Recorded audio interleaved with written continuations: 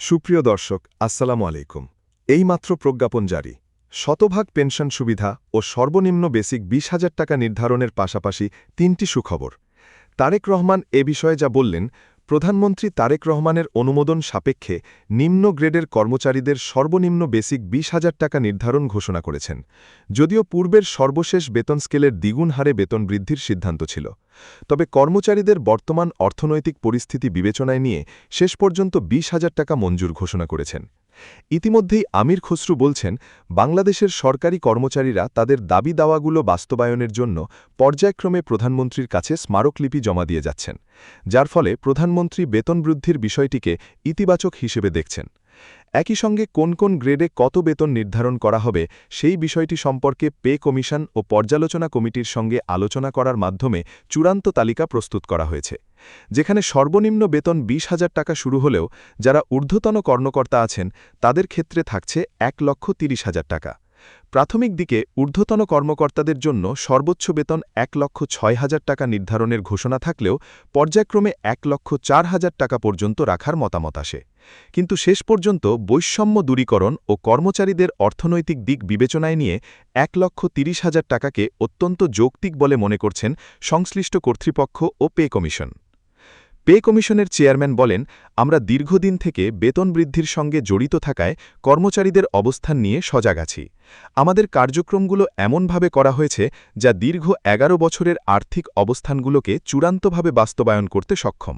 কর্মচারীদের প্রত্যেকটি দাবি বাস্তবায়ন না করা পর্যন্ত পে কমিশনের ২৫ সদস্য কাজ করে যাবেন। কেননা প্রায় ২৪ লক্ষ কর্মকর্তা ও কর্মচারীদের দীর্ঘদিনের দাবি ছিল নবম পে স্কেল। তাই আমরা তাদের সকল দাবি পূরণ করার মাধ্যমে পে কমিশনের ২৫ সদস্যের পূর্ণতা অর্জন করব। পেনশন সুবিধা শতভাগ করার লক্ষ্যে অর্থ মন্ত্রণালয় কর্তৃক প্রধানমন্ত্রী তারেক রহমানের নিকট একটি চিঠি পাঠানো হয়েছে, যেখানে বাজেট বরাদ্দের আবেদন করা হয়।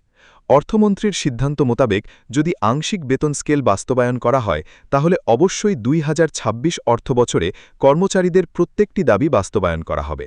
এই দাবিগুলো বাস্তবায়ন করতে হলে অবশ্যই বাৎসরিক ৬০ লক্ষ কোটি টাকা বরাদ্দ প্রয়োজন। এর নিচে কোনোভাবেই সরকারি কর্মচারী ও কর্মকর্তাদের দাবি পূরণ করা সম্ভব নয়।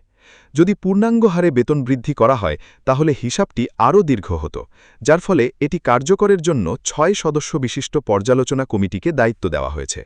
তাদেরকে গ্যাজেট প্রকাশের পুরোপুরি দায়িত্ব হস্তান্তর করেছে অর্থ মন্ত্রণালয় কর্তৃপক্ষ। এছাড়াও গ্রেড ভিত্তিক নতুন একটি তালিকা প্রস্তুতির বিষয়গুলো নিয়ে যথার্থতা তুলে ধরা হয়েছে। অর্থমন্ত্রী বলেন, বাংলাদেশের কর্মচারীরা প্রবল আকারে বৈষম্যের শিকার। তাদের সকল ধরনের বৈষম্য নিরসনের জন্য কয়েক দফায় আলোচনা করা হয়েছে, তবে সবথেকে গুরুত্ব পেয়েছে অর্থ মন্ত্রণালয়ের বিষয়টি। কেননা অর্থ মন্ত্রণালয় থেকে সরাসরি বলা হয়েছে, যদি কর্মচারীদের বৈষম্য নিরসন করা না হয় তাহলে তারা অর্থনৈতিকভাবে ক্ষতিগ্রস্ত থেকেই যাবেন। আর এই বৈষম্য দূর করতে হলে অবশ্যই গ্রেড সংখ্যা পরিবর্তন বাধ্যতামূলক করতে হবে। যার ফলে বিষয়টি কার্যকরের জন্য অর্থ মন্ত্রণালয়ের নিকট আবেদন জানিয়েছেন প্রধানমন্ত্রী। প্রধানমন্ত্রীর সিদ্ধান্তকে সমর্থন জানিয়েছেন অর্থ মন্ত্রণালয় কর্তৃপক্ষ। তাদের ধারণা মতে অবসরকালীন সুবিধা দিয়েই শুধুমাত্র সরকারি চাকরিজীবীরা অর্থনৈতিকভাবে স্বাবলম্বী হতে সক্ষম নয়। তাই তাদের জন্য গ্রেড সংখ্যা পরিবর্তন করা বর্তমান সময়ের জন্য যুগোপযোগী সিদ্ধান্ত হয়ে দাঁড়িয়েছে। ফলে ২০১৫ সালের বেতন স্কেলের ২০ গ্রেড বাতিল করে সরাসরি ১৫ গ্রেড সমর্থন রাখার জন্য জানানো হয়েছে। বিশেষ করে অর্থমন্ত্রী ও অর্থসচিব বলেন, একটি বাজেট সংশোধন করতে হলে বিপুল অর্থের যোগান প্রয়োজন, যা বর্তমান পরিস্থিতিতে অত্যন্ত ব্যয়বহুল হয়ে দাঁড়িয়েছে। প্রাথমিকভাবে ১৫ লক্ষ রাজস্ব খাতভুক্ত সরকারি চাকরিজীবীদের জন্য এই সুবিধাগুলো বাস্তবায়ন করা হবে। এছাড়াও ধাপে ধাপে সকল সেক্টরের চাকরিজীবীদের জন্য গ্রেড সংখ্যা পরিবর্তন সহ অন্যান্য সুযোগ সুবিধাগুলো সংযোজন করা হবে। প্রধানমন্ত্রী বলেন, আমরা সরকারিভাবে সকল সিদ্ধান্ত ইতিমধ্যে নিয়েছি। এখন সচিবদের সঙ্গে বৈঠক করার মাধ্যমে চূড়ান্ত দিক নির্দেশনা কার্যকর হবে। আমাদের সিদ্ধান্তগুলো অবশ্যই বাংলাদেশের সরকারি চাকরিজীবীদের অর্থনৈতিক অবস্থানকে শক্তিশালী করতে সক্ষম। কেননা দীর্ঘদিন থেকে কর্মচারীরা যেভাবে বৈষম্যের শিকার ছিলেন, তাদের বৈষম্য যাতে পরবর্তীতে নতুনভাবে সৃষ্টি না হয় সেই বিষয়গুলো নিয়ে ধারাবাহিকভাবে পর্যালোচনা কমিটির সঙ্গে আলোচনা করা হয়েছে।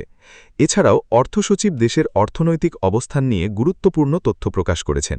তার সিদ্ধান্তগুলো এমনভাবে গঠন করা হয়েছে যা বাংলাদেশের ২৪ লক্ষ সরকারি চাকরিজীবীদের সকল সুযোগ সুবিধা ধাপে ধাপে বাস্তবায়নকে সমর্থন করে। ভিডিওটি শেষ করার পূর্বে আপনারা অবশ্যই চ্যানেলটি সাবস্ক্রাইব করে আমাদের সঙ্গেই থাকুন।